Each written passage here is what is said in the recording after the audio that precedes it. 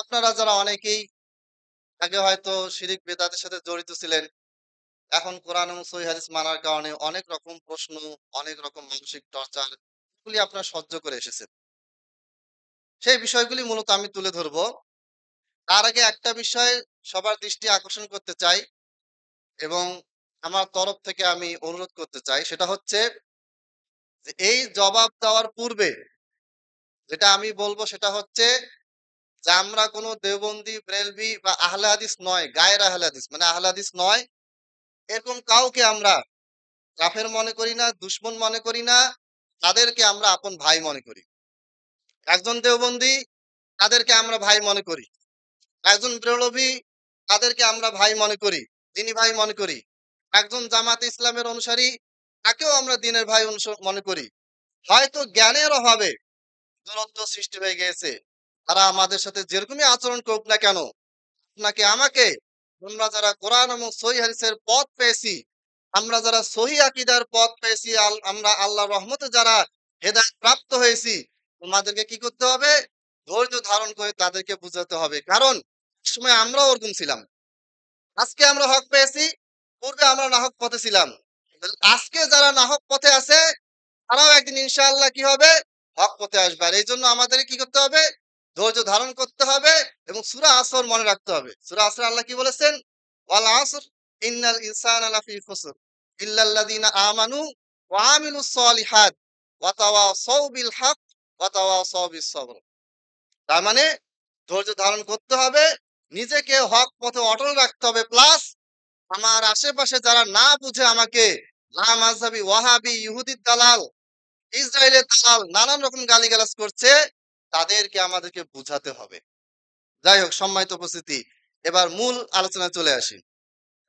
আমাদের বিরুদ্ধে যতগুলি অভিযোগ, তার মধ্যে একটি হচ্ছে যে আমরা নিজেদেরকে আহলে হাদিস বলি, কিন্তু কোনটা হাদিস মানতে হবে আর কোনটা বাদ দিতে হবে এটা আমরা জানি না। এটা একটা অভিযোগ। যেমন উদাহরণস্বরূপ তারা বলে যে রফুল আদান ওটা হাদিসে আছে, সহিহ বুখারীতে আছে, সহিহ মুসলিমে আছে, কুতুবে সিত্তাতে আছে, অসংখ্য কিতাবে রফুল আদানের কথা আছে। রফুল আদান মানে দুই হাত উত্তোলন করা, রুকুর আগে, রুকুর পরে এবং দ্বিতীয় রাকাত থেকে তৃতীয় রাকাতের জন্য যখন দাঁড়াবেন তখন রফুল আদান করতে হয়। তাকবীরে তাহরিমের সময় রফুল আদান, এটা নিয়ে কোনো বিতর্ক নেই। আর মাযহাবে কোনো বিতর্ক নেই, আহলে হাদিসদের সাথেও কোনো বিতর্ক নেই। এটা নিয়ে কোনো কথা নেই। কথা কোন বিষয় হচ্ছে যে আপনি যখন রুকুর আগে রফুল আদানে যাবেন, রুকু থেকে উঠার পরে যখন রফুল আদান করবেন এবং ২ রাকাত শেষ করে তৃতীয় রাকাতের জন্য যখন দাঁড়াবেন, তখন আপনি রফুল আদান করলে তারা আপনাকে বলবে যে এই হাদিসটা মানসুখ হয়ে গেছে, বাতিল হয়ে গেছে, রহিত হয়ে গিয়েছে। এখন তোমরা যদি আহলে হাদিস হয়েই থাকো, তোমরা যদি হাদিস বুঝেই থাকো, মেনেই থাকো, তাহলে মানসুখ হওয়া হাদিস কেন আমল করো? বাত হয়ে গেছে। আসুন এটা একটা সংক্ষিপ্ত জবাব আমরা বুঝার চেষ্টা করি। প্রথম কথা হচ্ছে মানসুখ মানে রহিত হয়ে যাওয়া। আমল আগে ছিল, পরে কি হয়ে গেছে? বাতিল হয়ে গেছে। এই রকম বিধান কে দিতে পারে? আল্লাহ দিবেন অথবা রাসূল সাল্লাল্লাহু আলাইহি ওয়াসাল্লাম দিবেন। এটা পরবর্তীতে কেউ যদি ঘোষণা করে, আজকে যদি বাংলাদেশের সমস্ত আলেম এক জায়গায় বৈঠক করে ইজমা করে যদি বলে যে আমরা ইসলামের অমুক বিধানকে, অমুক হাদিসকে মানসুখ ঘোষণা করলাম, এটা আর চলবে না। তাহলে কি গ্রহণযোগ্য হবে? হবে না। শরীয়ত প্রণেতা হচ্ছেন আল্লাহ। শরীয়ত বুঝানোর যাবতীয় তরিকা সুন্নত কে বুঝিয়ে দিয়েছেন? রাসূলুল্লাহ সাল্লাল্লাহু আলাইহি সাল্লাম। রাসূলুল্লাহ সাল্লাল্লাহু আলাইহি সাল্লামের সময় এই রফুল আযান চালু ছিল। রাসূলুল্লাহ সাল্লাল্লাহু আলাইহি সাল্লামের পরে সাহাবীরা তারা রফুল আযান করতেন। বাকি ৩ মাযহাব, মালিকি মাযহাব, শাফিঈ মাযহাব, হাম্বলি মাযহাব, এই ৩ মাযহাবের রফুল আযান পরিপূর্ণভাবে চলে। হানফি মাযহাবের বড়, বড় একদল আলেম মুহাদ্দিস তারাও রফুল আযানের পক্ষে বলে গিয়েছেন। এরপরে আমি ধরে নিলাম মানসুখ হয়ে গেছে, বাতিল হয়ে গেছে। কথার কথা, যুক্তির খাতিরে মেনে নিলাম। রফুল আযান রুকুর আগে হাত তোলা, রুকুর পরে হাত তোলা এবং ২ রাকাত থেকে ৩য় রাকাতের জন্য যখন আমি দাঁড়াবো, এই ৩ জায়গায় রফুল আযান করা কি হয়ে গেছে? মানসুখ হয়ে গেছে, বাতিল হয়ে গেছে। কিন্তু বিধানটা কখন নাজিল হলো? ইমাম বাইহাকী রাহিমাহুল্লাহ তিনি 450 হিজরির দিকে মারা গেছেন। কত হিজরি? 450 হিজরির দিকে। ইমাম বাইহাকী রাহিমাহুল্লাহর একটা গ্রন্থ আছে সুনানুল কুবরা। বিশাল বড় হাদিসের বই। এই কিতাবে ইমাম বাইহাকী রাহিমাহুল্লাহ তার ওস্তাদ থেকে শুরু করে রাসূল সাল্লাল্লাহু আলাইহি সাল্লাম পর্যন্ত প্রায় 10 জন ব্যক্তির নাম উল্লেখ করেছেন। ইমাম বাইহাকী তার ওস্তাদের পিছনে সালাত পড়েছেন। বাইহাকীর ওস্তাদ রফুল আদান করেছেন। ইমাম বাইহাকীর ওস্তাদ তিনি আবার তার ওস্তাদ মানে ইমাম বাইহাকীর দাদা ওস্তাদের কাছে পিছনে সালাত পড়েছেন, তাকে রফুল আদান করতে দেখেছেন। এইভাবে করে 300 হিজরি, 200 হিজরি, 100 হিজরি পর্যন্ত প্রত্যেকটা ব্যক্তি তিনি উল্লেখ করেছেন যারা সালাত পড়েছেন তার ওস্তাদ রফুল আদান করেছেন। আবার ওস্তাদ তার ওস্তাদের পিছনে সালাত পড়েছেন, সেই ওস্তাদ রফুল আদান করেছেন। সাহাবী বলছেন যে আমি সাহাবীর পিছনে সালাত পড়েছি, সাহাবী রফুল আদান করেছেন। সাহাবী আবু বকর রাদিয়াল্লাহু তাআলা আনহু বললেন আমি রাসূল সাল্লাল্লাহু আলাইহি সাল্লামের পিছনে সালাত পড়েছি, তাকে আমি কি করতে দেখেছি? রফুল আদান করতে দেখেছি। তার মানে একেবারে সহিহ হাদিস। আমার একটা বই আছে নূরুল আইনাইন, সেখানে এটার বিস্তারিত তাহকিক দেওয়া আছে। তাহকিক মানে বিশ্লেষণ। কারা বর্ণনা করেছেন, কিভাবে বর্ণনা করেছেন, কোত্থেকে বর্ণনাটা আসলো, কারা, কারা বর্ণনা জড়িত আছে, কাদের ব্রেনের কি অবস্থা এগুলি। তাহলে ৪০০, ৩০০, ২০০, ১০০ নবী সাল্লাল্লাহু আলাইহি ওয়াসাল্লাম পর্যন্ত এই সময়টাতে ধারাবাহিকভাবে মুহাদ্দিসরা বর্ণনা করলেন যে তারা রফুল আদান করতেন, তাদের ওস্তাদকে করতে দেখেছেন।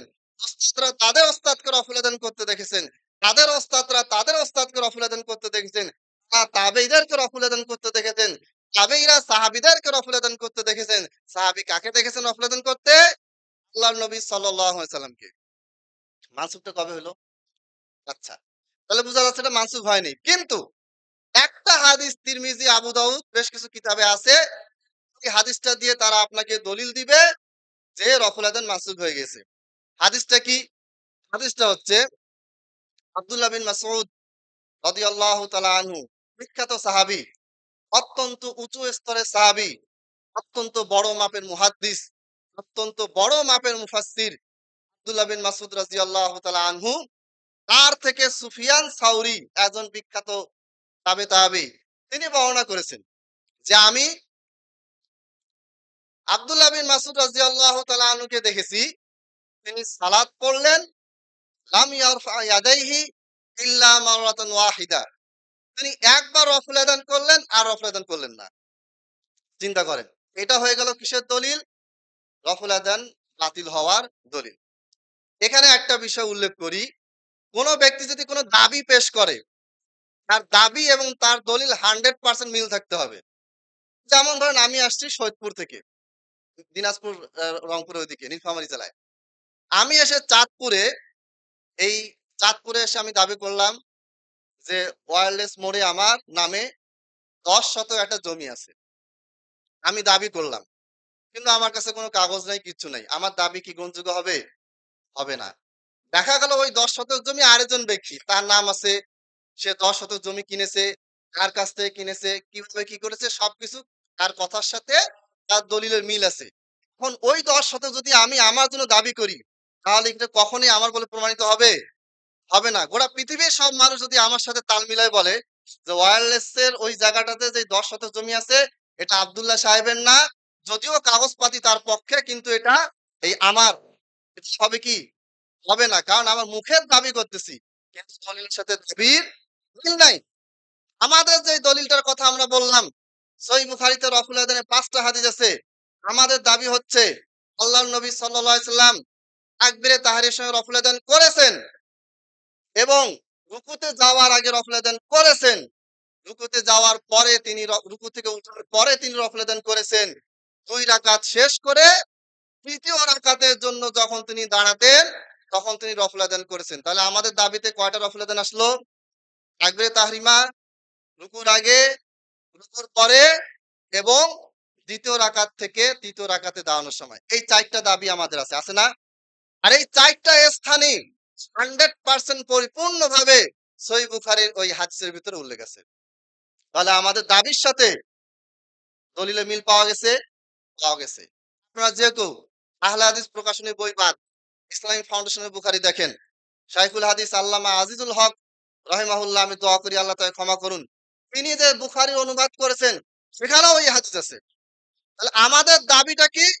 যে আল্লাহর নবী সাল্লাল্লাহু আলাইহি সাল্লাম রুকুর সময় রফল আদান করেছেন, আগে করেছেন, পরে করেছেন। ৩য় রাকাতে উঠার সময় রফল আদান করেছেন।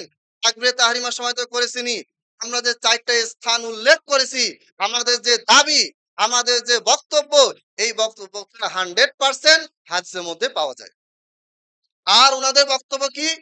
উনাদের বক্তব্য এটা মানসুখ হয়ে গেছে। মানসুখ প্রমাণ করতে গিয়ে তারা আব্দুল্লাহ বিন মাসউদ রাদিয়াল্লাহু তাআলা আনহু থেকে যে হাদিসটা পেশ করে, সেখানে রুকুর আগেরও কথা নাই, রুকুর পরেরও কথা নাই, ৩য় রাকাতে উঠারও কথা নেই, কিচ্ছু নেই।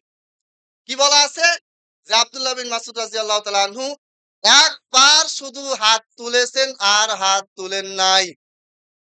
এবার বলেন, তাদের দাবি রুকুর আগে রফল আদান মানসুখ, রুকুর পরে রফল আদান মানসুখ, ২য় রাকাত থেকে ৩য় রাকাতে ওঠার সময় রফল আদান মানসুখ। ৩ টা জায়গায় কি হয়ে গেল? রফল আদান মানসুখ। মানসুখ মানে বাতিল। তো ৩ টা জায়গা তারা যে উল্লেখ করলেন, এই ৩ টা জায়গা কি তাদের দলিলে আছে উল্লেখ? উল্লেখ নাই।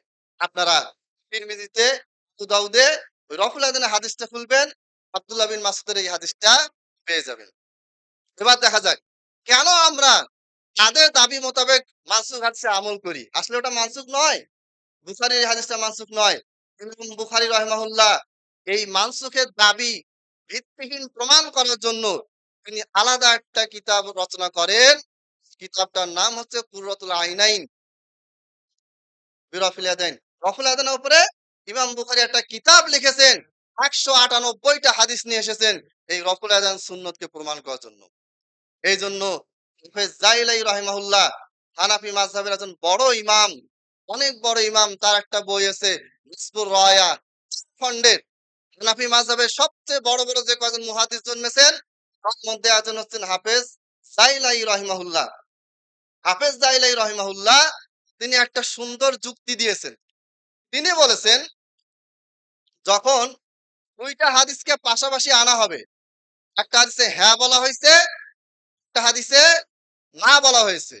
আহলে হাদিসরা বলতেছে রফুল আদান আছে। এর বিপরীতে যারা আহলে হাদিস নন তারা বলতেছেন যে রফুল আদান নাই। যখন এরকম না এবং হ্যাঁ যুক্ত হবে, তখন কি হবে? হ্যাঁ বোধক হাদিসের প্রতি আমল করতে হবে, না বোধকটাকে কি করতে হবে? বাতিল করতে হবে। কি বলেছেন? আল্লামা জাইলাই রাহিমাহুল্লাহ মাসবুর রায়া নামক বিখ্যাত কিতাবে তিনি এটা উল্লেখ করেছেন। আচ্ছা, এখন আব্দুল্লাহ বিন মাসউদের যে হাদিসটা, এই হাদিসটাতে আমরা কিছু ফোকাস করি। তারপরে আমরা ২য় অভিযোগে যাব। আব্দুল্লাহ বিন মাসউদ রাদিয়াল্লাহু তাআলা আনহু যে হাদিসটা, এই হাদিসের সনদে একাধিক সমস্যা আছে। ১ নাম্বার প্রবলেম, এখানে একজন ব্যক্তি ওস্তাদের নাম গোপন করছে। মানে তিনি হাদিসটা বর্ণনা করছে, ওস্তাদের নাম বলে নাই। এখন ধরেন আমি আপনাদেরকে বললাম যে চাঁদপুর মুসআব বিন উমাইর রাদিয়াল্লাহু তাআলা আনহু মসজিদে, এই মাদ্রাসা কমপ্লেক্সে একজন ইংরেজি শিক্ষক নিয়োগ দেওয়া হবে। তো আমি যাকে রিকমেন্ড করতেছি আপনারা তাকে টিচার হিসেবে নেন। তো এখন প্রিন্সিপাল সাহেব তো আমাকে জিজ্ঞেস করবেন যে উনি কোথায় পড়াশোনা করছে? করবে না? যে উনি যে ইংলিশ টিচার হিসেবে আপনি নেওয়ার জন্য সুপারিশ করতেছেন, তো উনি কোথায় ইংরেজি পড়েছেন? আমি বললাম জানি না। তারপরে উনার শিক্ষাগত যোগ্যতা কি? আমি বললাম জানি না। উনার যোগ্যতা কেমন? আমি বললাম জানি না। তো এই টিচারকে কি এই চাঁদপুরে কেন, গোটা পৃথিবীর কোথাও ওই ইংলিশ টিচারকে টিচার হিসেবে কি নিয়োগ দেওয়া হবে? হবে না। সোজা যুক্তি। এই আব্দুল্লাহ বিন মাসউদ রাদিয়াল্লাহু তাআলা আনহু একবার রফুল আদান করেছেন, আর কখনো রফুল আদান সালাতের মধ্যে করেন নাই। এই হাদিসটা বর্ণনা করেছেন যারা, তাদের ভিতরে একজন ব্যক্তি আছেন যিনি তার ওস্তাদের নাম গোপন করছে। কে বর্ণনা করছে সেটা আর পাওয়া যায় না। এখন বলেন, এই হাদিসটা সহিহ না জয়ীফ? জয়ীফ হাদিস। চিন্তা করেন, মাযহাবকে টিকানোর জন্য জয়ীফ হাদিস দিয়ে রফুল আদানের হাদিসকে কি করা হচ্ছে? বাতিল করা হচ্ছে। যেই হাদিসগুলি সর্বোচ্চ পর্যায়ে সহিহ যাচ্ছে, সহিহ হাদিস আর নাই। এটাকে বলে মুতাওয়াতির হাদিস, মানে অসংখ্য মানুষ বর্ণনা করেছেন। তাহলে এর উত্তর হচ্ছে যে আমরা জয়ীফ হাদিসে সহিহ হাদিসকে কখনোই মানসুখ প্রমাণ করি না, মানিও না। আর রফুল আদানের যে হাদিসগুলি আমরা মানি, কখনোই মানসুখ হয় নাই। যদি মানসুখ হতো সাহাবীরা ছেড়ে দিতেন, কিন্তু সাহাবীরা রফল আদান করেছেন। সাহাবীরা রফল আদান করার কারণে তাবেঈরা করতে দেখেছেন। তাবেঈরা রফুল আদান করার কারণে তাবেঈনরা করতে দেখেছেন। এইভাবে প্রজন্মের পর প্রজন্ম, শতকের পর শতক, হিজরির পর হিজরি এই আমলটা চলে আসছে, তারা এটা দেখেছেন। আর এই কারণে বাকি ৩ মাযহাবে কি আছে? রফুল আদান পরিপূর্ণভাবে চালু আছে। তাহলে সংক্ষেপে আমি বললাম যে আমরা যে রফুল আদানের যে হাদিসটা আমল করি, এটা মানসুখ হয় নাই। এটাকে মানসুখ প্রমাণ করার জন্য এই হাদিসটা আনা হচ্ছে আব্দুল্লাহ বিন মাসউদের নামে। এই হাদিসটাও সহিহ নয়। যদি সহিহও হয়, তবুও সেটা তাদের দাবি মোতাবেক পরিপূর্ণ দলিল নয়। রাহমাতুল্লাহ।